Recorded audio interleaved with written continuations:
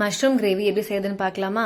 4 குழிக்கரண்டி எண்ணெய், 4 பட்டை, 3 கிராம்பு, ஒரே ஒரு ஏலக்காய், 1 டீஸ்பூன் சோம்பு எல்லாம் சேர்த்து நல்லா பொரிய விட்டுறலாம். பொரிஞ்சதுக்கு அப்புறமா 2 பெரிய வெங்காயத்தை கட் பண்ணி சேர்த்துருக்கேன்.